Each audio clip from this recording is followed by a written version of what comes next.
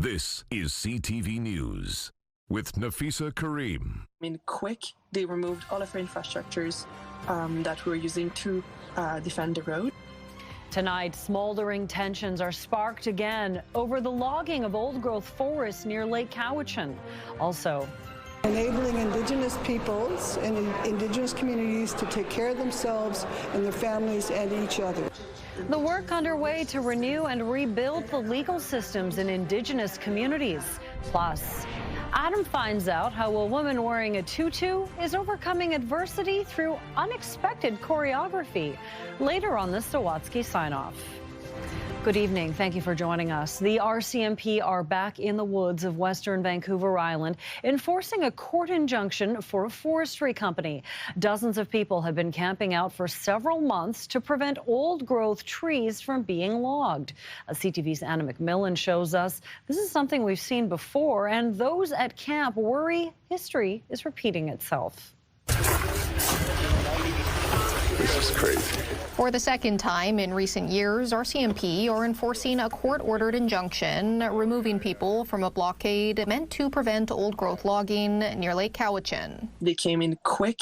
They removed all of our infrastructures that we were using to defend the road. Enforcement started around 8 yesterday morning in the Carmanah-Walbrand forest. The end goal is to have everyone leave the injunction without making any arrests, without having any criminal acts being committed, and to be doing that in a peaceful manner. RCMP say there were about 20 protesters in the area, and those at camp say roughly 60 officers cleared them out. There was 4 individuals that were arrested for either the breach of the injunction and 1 for criminal mischief. A camp spokesperson says there was at least 1 more arrest today.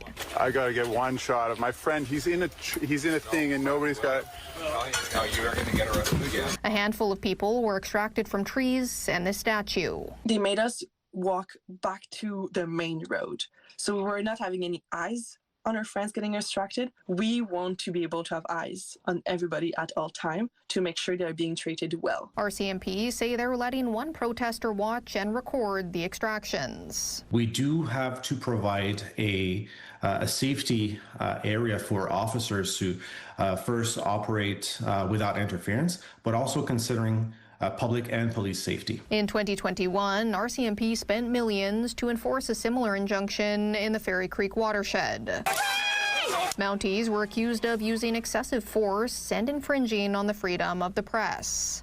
A BC Supreme Court judge later found police actions put the court's reputation at risk, and he let the Fairy Creek injunction expire. We all know that the RCMP at Fairy Creek has abused their powers. The current injunction is granted to Tsawakin Forestry, which says it had hoped the blockaders would comply with the court's order and leave peacefully. The company says the blockaders were asked multiple times to leave, including by the Pacheedaht First Nation. Enforcements are continuing today as we're still monitoring the situation. And more people coming. Those at the blockade are calling their supporters to the area and say they have no plans to leave. Anna McMillan, CTV News. The softwood lumber industry is getting some help from Ottawa. There are plans to cut freight costs by 50% for transporting lumber between provinces. Ottawa is prioritizing Canadian lumber in federal housing and defense construction projects and will inject $500 million in loan guarantees for businesses hurt by tariffs. That's added to a special fund now boosted to $1.2 billion. Last month, Donald Trump increased tariffs to 45%, which is higher than what Russia pays. CTV's BC Bureau Chief Andrew Johnson now on how the industry is responding. I'm at a softwood lumber manufacturer in Delta, BC, where management say they've just been trying to make it through the year without laying anybody off. They say today's new measures won't make a lot of difference. The softwood industry has been hammered this year by a combination of U.S. duties that have tripled and new tariffs announced by President Trump last month. It has forced producers to raise prices. Business from the U.S. is down. Here at Leslie Forest Products, they say government loans and cheaper rail freight aren't really useful. We ship very little lumber via rail. You know, most of the wood that we're sending down to the States is going on trucks. So that doesn't really help us. In terms of like loan guarantees, you know, we can already get loans from the bank. He says what would help is a deal with the U.S. to bring down duties. In the meantime, the company says to remain profitable, it's now forced to send lumber down to the U.S. and refinish it there to avoid some of the tariff and duty hit. And that means less work for employees here. We're scrambling to find work just to keep our guys going until Christmas. This family-run business hopes 2026 brings some stability after a year spent hanging on, taking things almost day by day. Work being undertaken at the University of Victoria's Faculty of Law will one day renew and rebuild the legal systems in Indigenous communities across Canada. Today, the faculty gave an update on its progress. The research project is called Next Steps. It will work with Indigenous partners to rebuild legal orders and to revitalize and apply their own legal traditions in order to respond to today's realities. The goal is to work with 5 territories across Canada, beginning with a large First Nation community located in BC's interior.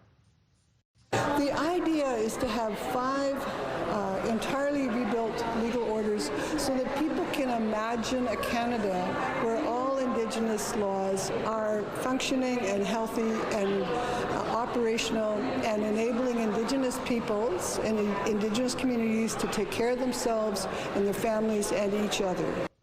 The first project is underway with the Secwepemc Nation in central BC. That nation was selected based on its previous work, building a strong foundation for revitalizing its legal orders. We are bringing together members of our nation from across the territory to look at our oral tellings, to look at our historical accounts, and what is it teaching us, and what is the laws embedded in there, and bringing it forward and connecting future generations to exactly what is our laws. The Next Steps initiative is supported through a $10 million investment by the Law Foundation of BC. An NDP MLA has introduced a new bill in the legislature in honor of a boy who was struck and killed by a driver in the Cowichan Valley. Xavier's law focuses on prevention, accountability, and public safety. It gives police and the superintendent of motor vehicles new tools to protect the public and reinforces that reckless driving has no place on our roads.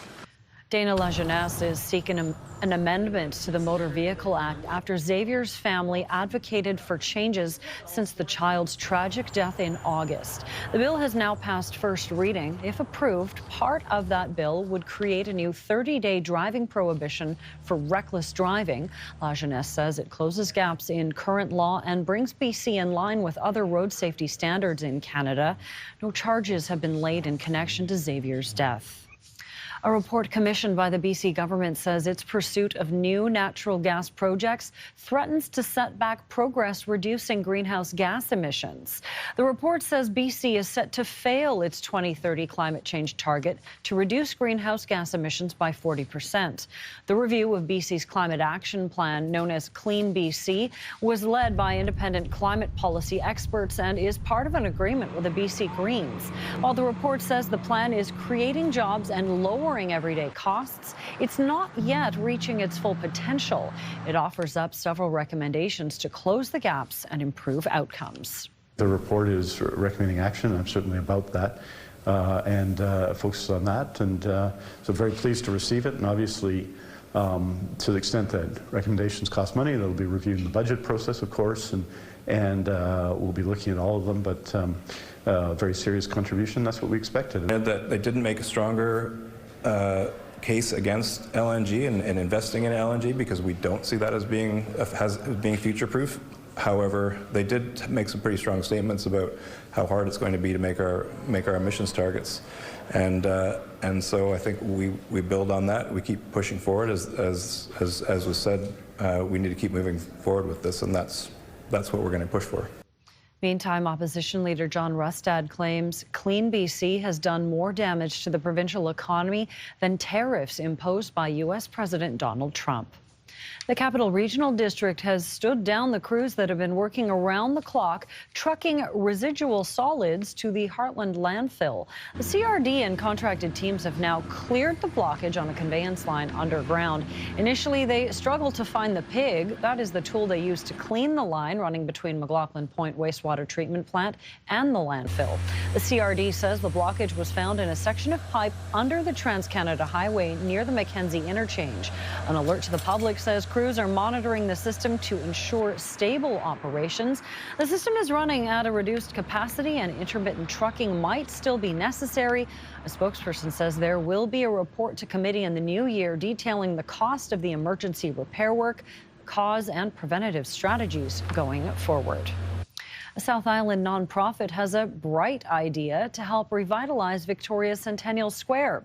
The Good City project has created this rendering for mayor and council of a large illuminated Victoria sign. Their pitch, well, they want to pay local business to make one for the city.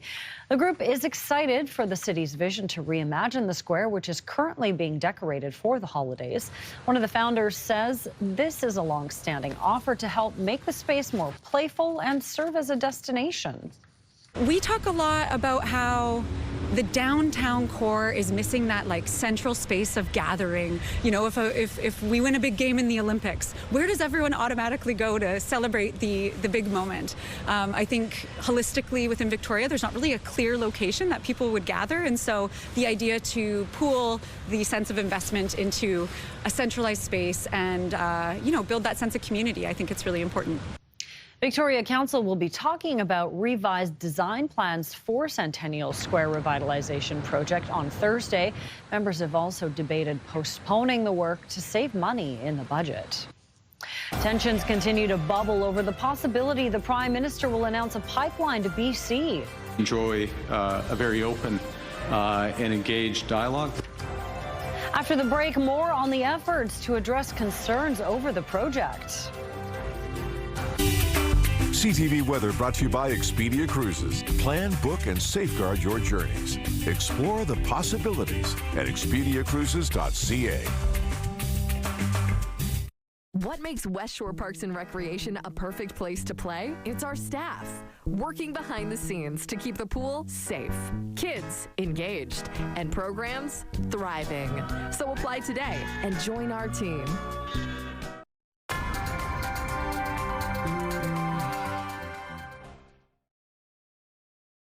Time for weather, and by the looks of that satellite image, Josh, it's going to rain. Thanks, Nafisa. More wet weather on the way. We'll show you some estimated rainfall totals here in a second, but you can see overnight through tomorrow morning, you've got some showers and periods of steadier rain washing across the island. It does look like it kind of breaks down by late Thursday for most areas as this second push of heavier rain stays to the south. And there's a break on the way for Friday. Some sunshine in the morning, increasing cloud in the afternoon, and then it's a one-day break because Saturday, Sunday looks like the rain returns for most areas. By the end of the day tomorrow, 10 to maybe 15 millimeters in and around Victoria. A little bit more here in Nanaimo, up through Port Alberni, Comox areas, 20 to 20 plus millimeters of rain. Port Hardy, about 5 to 10 millimeters. And that should be done by late morning. In the afternoon, cloudy with a few sunny breaks, gusts to about 40 kilometers per hour and a high of 6. 6s and 7s for Friday and through the weekend. And there's the rain returning for Saturday, Sunday, Monday. Could be some heavier, steadier pockets of rain. Chance of showers or periods of rain through the morning hours for inland areas tomorrow. As we said, could see maybe 20 to 25 millimeters in and around Port Alberni. 5 degrees, but some sunny breaks on Friday, especially in the morning.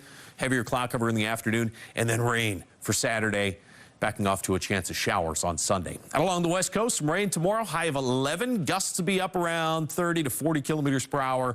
They should back off late in the day. 10 and mostly cloudy on Friday, and then wet and highs in the 8 or 9 degree range for the weekend. Breezy in Comox, gusts to about 40, maybe at times 50 kilometers per hour. Some periods of rain, high of 6. 6s and 7s as well for Friday and through the weekend. You get that one-day break on Friday, and then wet for Saturday, Sunday. Steadiest rain probably comes through on Saturday. That's the case for the weekend as well in the Nanaimo area. Steadier rain Saturday, chance of showers on Sunday. As far as tomorrow is concerned, some periods of rain and a little breezy with a high of 8. In Victoria, 7 degrees tomorrow morning. Not a lot of change to temperature through the day. We'll just kind of hold steady. High of about 9 degrees. Gusts in the 40 to 60 kilometer per hour range. So a blustery day tomorrow and periods of rain, especially early in the day. By mid to late afternoon, that rain should move out. We'll get some clearing and a high of about 10 for Friday. Rain returning for the weekend, though, with highs of 7 degrees. CTV weather's brought to you by Expedia Cruises for air, land, and sea vacations. Thanks, Josh. The Prime Minister is expected to announce a framework for a new pipeline tomorrow that would run from Alberta to BC's west coast. CTV's Abigail Beeman now on the efforts to address concerns over the project. What's your message to BC MPs concerned about the pipeline? No comment from the Prime Minister this morning on potential caucus discord over a pipeline to the BC coast and an agreement with Alberta expected to be announced Thursday. We enjoy a very open and engaged dialogue. Very good conversation. And few words from the Energy Minister, who started his day briefing those BC MPs on what's to come. Were you reassured by Mr. Hodgson this morning? Details on both the meeting and what's in tomorrow's announcement scant. It's premature, irresponsible for anybody to talk about, you know, what people think and who's saying what until there is something that's on paper. With some MPs, including the caucus chair, insisting everything is fine. I support the Prime Minister, and Prime Minister has a vision, and something really good will come out of this tomorrow. Everybody's happy, honestly. But the former Environment Minister wouldn't answer when asked multiple times if he was mulling over quitting. And many BC MPs wouldn't stop to talk. This pair, including Vancouver's former mayor, walked by silently 3 times. You've got BC bought in, you've got First Nations leadership bought in, and First Nations communities bought in is the minimum expectation. The memorandum of understanding that we're negotiating with Alberta creates necessary conditions, but not sufficient conditions. That was an oxymoron statement if I ever heard one. I don't understand what it meant. It's just, I don't think regular Canadians will understand what that means. In addition to any potential pipeline opposition that may or may not be bubbling inside caucus, it very much exists from coastal BC First Nations and BC's Premier, who said it's unacceptable his province hasn't been involved in the talks. Abigail Beeman, CTV News, Ottawa. Premier David Eby is expressing dismay over a lost opportunity for BC as a Saskatchewan company looks south of the border to expand their business. Giant Saskatchewan potash company Nutrien has decided to bypass BC and build a $1 billion ocean terminal on the U.S. west coast. Nutrien says the proposed facility would create deep water access in the Pacific Northwest, enabling the company to move millions of tons of Canadian potash to global markets. It is unacceptable. It is deeply disturbing and problematic that Nutrien decided to go to Washington State instead of coming to British Columbia. That Premier says, we don't want oil in this port, Mr. Speaker, because you can't get a boat into it. And then that same NDP policymaking Premier, Mr. Speaker, questions why another industry isn't making that very investment in our nation. The Premier says the whole country would benefit from investing in a port expansion on the West Coast. Coming up, bobblehead boogie. Adam finds out how a Victoria woman found an unexpected way to choreograph positivity around life's twists and turns. Next on the Sawatsky Sign-Off.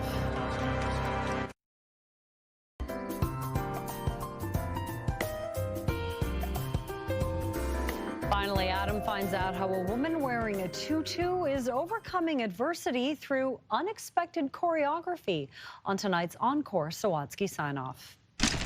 It's not unusual to find Leslie Carlberg out and about in a tutu. Tutus are so pretty, but sometimes people think I'm getting married. But instead of walking down the aisle, Leslie is making the ordinary, like bike riding, even snow angel making, far more fun. You know, someone told me your tutus represent your childhood dream that was never realized. I'm like, yeah. You see, for as long as Leslie can recall, she's expressed herself physically, from dancing in her first tutu to growing up doing all sorts of physical things, until she received a devastating diagnosis. I went to get an MRI and they're like, you have MS. And I'm like, what?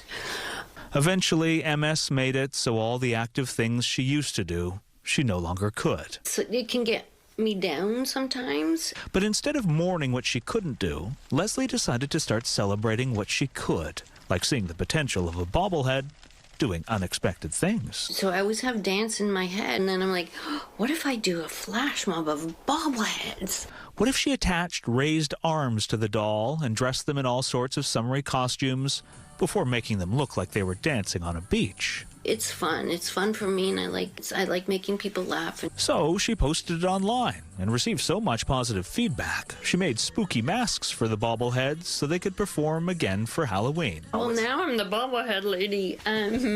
Well, now Leslie's commissioned cozy costumes for her cast of compact characters, set up a green screen in her living room, and focused her phone on capturing her bobbleheads dancing to an original Christmas composition. We just gotta find that joy in life to keep going. And while Leslie is still a couple weeks away from debuting her Yuletide musical, she's already grateful to have found an unexpected way to overcome adversity through realizing her childhood dream of performing in an unexpected way.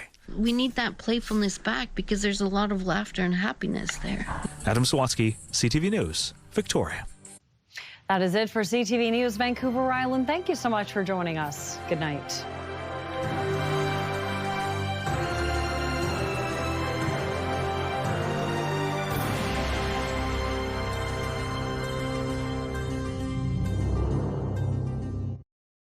Today on CTV News. Vancouver's celebration of light has been canceled indefinitely. Is there hope the show could still go on? Also tonight. We're scrambling to find work just to keep our guys going until Christmas. New help for the struggling softwood lumber sector. Will it be enough to bolster the industry hit hard by U.S. tariffs? And it actually became a no-brainer to come to Canada. Quacking, I mean packing up. Why a store that specializes in rubber ducks is leaving Point Roberts and migrating north to this side of the border.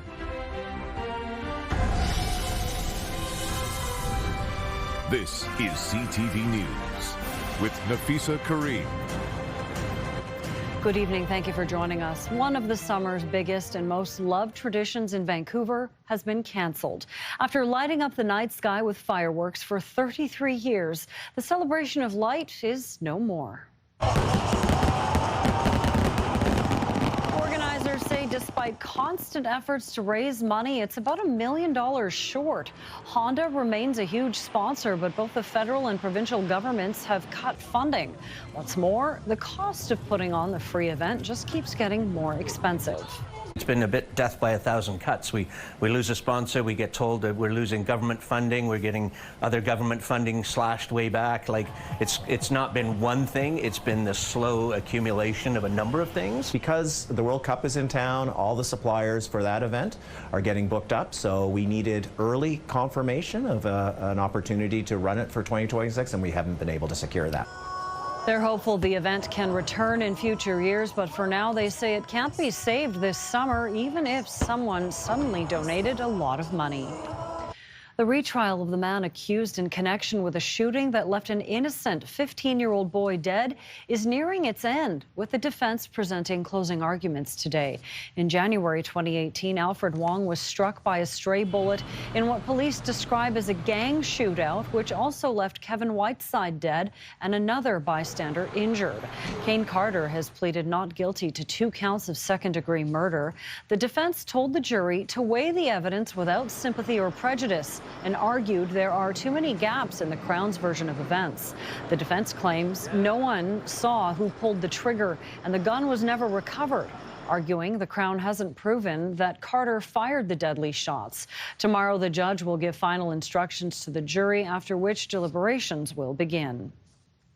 The federal government is rolling out new supports for Canada's softwood lumber industry, which has been hit hard by U.S. tariffs. CTV's Legislative Bureau Chief Rob Buffum joins us live from Victoria. So, Rob, what is the plan? Well, Nafisa, we are here by the legislative Christmas tree just set up yesterday, but many folks in the softwood lumber industry are not characterizing today's announcement as an early Christmas gift. A lot of folks in the softwood lumber industry say they were sort of underwhelmed by what they heard today from Prime Minister Carney in relation to softwood. He made an announcement about both steel and softwood supports. Carney announcing quotas and tariffs to limit steel importation to Canada, something that'll help the industry based primarily in Ontario. For softwood, he pledged $500 million in new money for loan guarantees. Ottawa also cutting rail rates in half for lumber and steel transported across Canada and setting up a forestry task force. It's basically window dressing, say many in the softwood industry, compared to the impact of the steel supports, noting that softwood currently faces U.S. tariffs and duties totaling 45%. Loans are only good if I can sell my product and pay for those loans. At 45%, I can't sell my product in the United States. I'm afraid we've come to the point where Sophie's Choice is happening and softwood lumber is going to be the child left behind. Ottawa also announced today additional supports for laid-off workers in all industries. What the softwood lumber industry says it really needs is a resolution to this nearly decades-long dispute over duties that has only grown worse in the past few months with the addition of tariffs. So we'll have to wait and see. But for today, they were decidedly quite underwhelmed by the announcement. Nafisa. Rob, thank you. The parents of a Kamloops teen who they say has overdosed 4 times in less than 2 months are desperate to get their daughter in treatment, but say she's refusing help. Tonight, those parents are pleading for change, and they want to push for involuntary care. And we're not identifying the parents to protect their teen, who they say started to change about 2 years ago, skipping school and coming home late or not at all. They say she began using crystal meth, and her behavior became violent and erratic, and that police have been called to their home dozens of times in the past 6 months because of her behavior. The parents say they want their daughter to undergo involuntary treatment for addiction and mental health, but keep being told she has to consent. I strongly believe that if you force your child into treatment in a locked-up facility where they can't leave, they have no choice now but to wean themselves off of this drug. They're safe from their predators, and they have access 24/7 to counselors and doctors. We'll have much more on this story and what the Premier is saying about involuntary care and youth coming up on CTV News at 6. Around 170 people have signed up to speak at Vancouver City Council about plans for a Filipino cultural centre in East Vancouver. Mayor Ken Sim has tabled his motion to advance plans for the centre. The proposal includes a 500-room hotel attached to the site at Main Street and East 4th. At the meeting, the developer Port Living tried to address financial concerns about the project.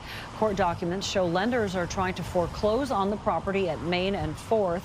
Public support for the project appears to be mixed. We've repaid more than $400 million worth of indebtedness in the last few years.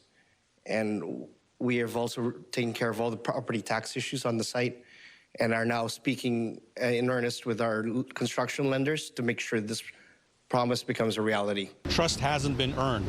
There are too many unanswered questions. At the crux of this is that we feel that there's a right way and there's a wrong way here, where the right way really involves having a transparent process. If approved by council, a rezoning proposal will be made for the site and it will go to a public hearing. Now to a call for action for seniors on the Sunshine Coast, where 2 long-term care facilities are full and dozens of people are on the waiting list. Officials and residents are calling for more to be done to meet the community's needs. They say time is not on their side. A recent report from the Office of the Seniors Advocate shows the median wait time for long-term care within Coastal Health System is 231 days, a 250% increase from 2018. But residents on the Sunshine Coast say that number doesn't tell the whole story. One woman says her husband waited around 2 years. It's also emotionally very, very sad to see someone you love deteriorating and struggling and not being able to do anything about it. Sunshine Coast is already hitting that breaking point where we're sitting at not enough beds for the number of people who are there because we're not building enough. CTV News spoke to the mayors of Sechelt and Gibsons, who say they are concerned and are asking the provincial government for a clear plan to address the concerns. A former City of Surrey employee has been charged in connection to alleged frauds that cost the city roughly $2.5 million. The BC Prosecution Service approved 4 charges last week against 40-year-old Sonny Catlin. The charges include fraud or breach of trust in public office, fraud over $5,000, theft over $5,000, and forgery. Police say Catlin is accused of accessing city financial systems and creating fraudulent documents and checks for her own personal benefit. Catlin is scheduled to make her first court appearance on December 2nd. Well, the struggling Vancouver Canucks are looking to bounce back as they start a new road trip. Backward shorthanded. Tacoma scores! The team is in Anaheim tonight after losing 3 in a row. Management is now talking about offloading some veteran players. The Rinkside Report is next. The Rinkside Report, brought to you by CapitalDirect.ca. Let's make your vision a reality with Capital Direct. With the season already starting to slip away, it appears the Vancouver Canucks are willing to make some of their more experienced players available to other teams. CTV's Martin McMahon has more on the trade chatter, a quarter way through a season marked by injuries and a porous defense. Here is this week's Rinkside Report.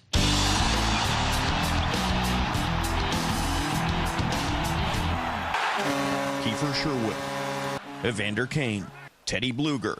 3 pending unrestricted free agents the Vancouver Canucks are now reportedly making available to other organizations, with the team battling injuries and the season slipping away. If there is a younger player that is made available, why wouldn't the Vancouver Canucks move an unrestricted free agent pending now as opposed to wait for the chaos of around trade deadline? After initial pushback from management about the need for a rebuild, it seems to be a major shift. Whether it's results or underlying numbers, none of it looks favorable, and sort of clinging to the idea that with this group and with this type of play, things are going to change, is probably a little naive. Well, it's been a mad year with injuries. It also seems to be another mad year in terms of organizational direction. Jim Rutherford basically declaring yesterday that they are going back to the drawing board here, that they're going to trade veterans, which of course makes one wonder, ultimately, are they going to have to trade Quinn Hughes here? While the captain's individual play has been exceptional, Hughes will enter the final year of his contract next season, and he has shown clear frustration with the team's struggles. If the season doesn't improve, then as you get closer to the deadline, perhaps all bets are off, and you have to revisit Hughes' future in Vancouver, either at the deadline or in the offseason. Beyond Wednesday's matchup against the Anaheim Ducks, the Canucks will take on the Sharks, Kings, and Avalanche on this 4-game road trip, all potentially without their top 2 goaltenders, with Thatcher Demko still injured and Kevin Lankinen not traveling for personal reasons. Martin McMahon, CTV News, Vancouver. The Rinkside Report, brought to you by Capital Direct. CapitalDirect.ca. While Donald Trump's trade war has some Canadian businesses looking to relocate south of the border, it has had the opposite effect on one American couple who've moved their business from Washington State to BC. The shelves are being stocked at the Rubber Duck Museum at Tsawwassen Mills Mall ahead of its grand opening next Monday. It started as a tourist attraction in Point Roberts in the summer of 2024 and was doing swimmingly until Donald Trump was elected. Regulars told the American owners they simply wouldn't be crossing the border anymore, and Chinese import tariffs were killing the bottom line. Pretty much overnight, our entire business became unsustainable. We couldn't get anything for any price point that made sense. And we just put so much into this. It was a sink or swim moment, and we were only going to make it if we came over here. It actually became a no-brainer to come to Canada. Like, we love Canada. That's why we moved to Point Roberts to begin with. Canada aligns more with our values. So we really wanted to just give back to Canada, really, and bring this as an experience here. The museum has a collection of antique and rare rubber ducks that tell the story of the toy's history, and there are thousands of them for sale as well. After the break, homeward bound, we've got some four-legged friends that need new homes, and maybe you can help. Plus, take a look at this. His name is Cheddar, and no vehicle is safe. How this bear bandit made quick work of this Range Rover. And Anne's forecast is next. We'll be right back.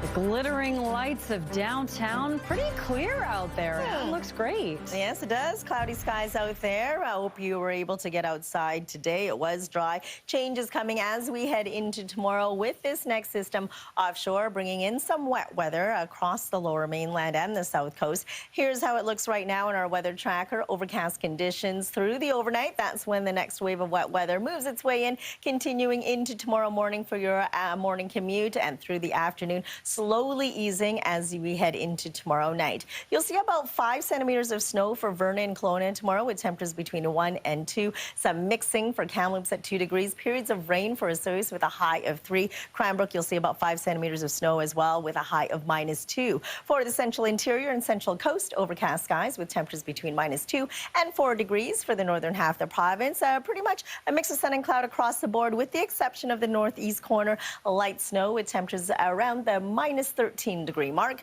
For the North Island, you'll see showers to start off the day for Port Hardy, drying up through the afternoon with some sunny breaks. Early morning rain drying up with some showers through the afternoon for Campbell River and Comox. 6 degrees, that's what you can expect for Tofino and Port Alberni. And I'm right down to Victoria. You'll see periods of rain, temperatures between 7 and 8. It'll be a showery for the Sunshine Coast and 7. Soggy up the Sea to Sky Highway for Squamish at 6. Rain snow mix for Whistler with a high of 1, and for us across the lower mainland, we're looking at periods of rain as well, with temperatures between 7 and 8 degrees. And then it clears up quite nicely for Friday, mostly sunny skies and 9. Into Saturday, we start off dry, showers through the afternoon, sunny breaks for Sunday, and then cloudy skies as we start next week on Monday with a high of 7. That's not too bad. Yeah, exactly. Thanks, Anne. You're welcome.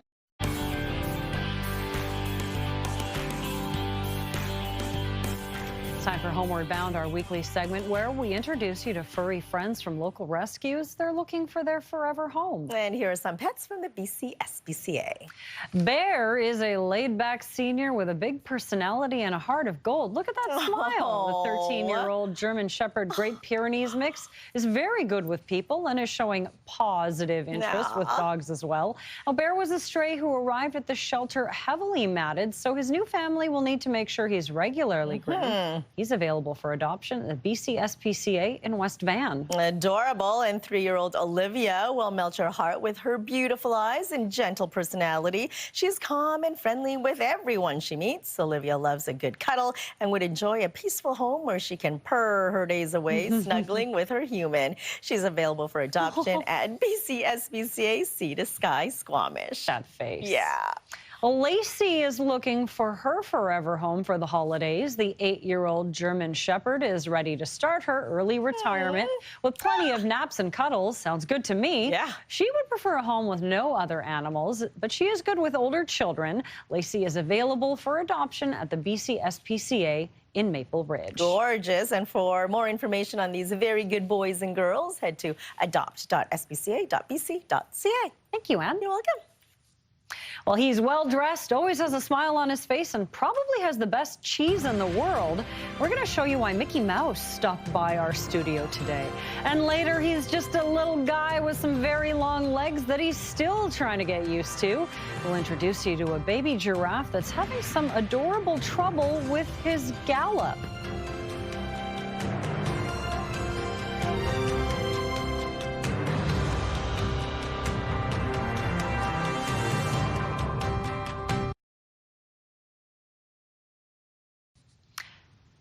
Have a news tip, video, or photos of breaking news from your screen to ours? When you see it happen, send it to CTV News.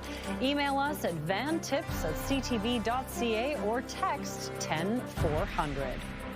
Bidding is underway on memorabilia that spans the life and career of the master craftsman of Canadian folk music, Gordon Lightfoot.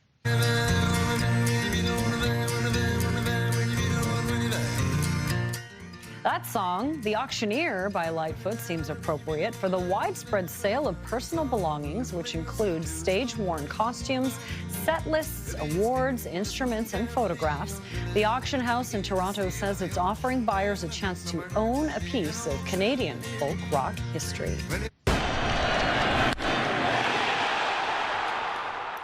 And Blue Jays fans who are willing to pay up can take a swing at a piece of World Series history. The ball Addison Barger hit for a grand slam in the Fall Classic is going up for auction. It was the first ever pinch hit base clearing home run in World Series history. The person who caught the ball is putting it up for sale through Sotheby's. Now the preview of CTV News at 6, Mi-Jung Lee. Nafisa, Celebration of Light organizers have canceled next summer's fireworks. After more than 30 years, the English Bay pyrotechnics will not go off. What organizers are blaming for the cancellation, and is there any hope it can come back? Plus, the growing wait list for a bed in long-term care. We talk to families desperate for help. We go to the Sunshine Coast, where residents say the situation is dire. And parents whose daughter has a serious addiction are desperate to put their child in involuntary care. Nafisa, that's CTV exclusive, and all your top stories coming up at 6. Thanks, Mi-Jung. Well, we are officially on baby watch. A zoo is expecting a rare birth early next year, and they're giving us a sneak peek how they're preparing for the new edition. Plus, another baby animal is already stealing hearts. Here's CNN's Patrick Cornell with Take a Look at This. Look closely at this ultrasound giving us a sneak peek at the Asian elephant calf expected to be born at Smithsonian's National Zoo in early 2026. Staff are carefully monitoring Mama Ni Lin to keep the pregnancy on track.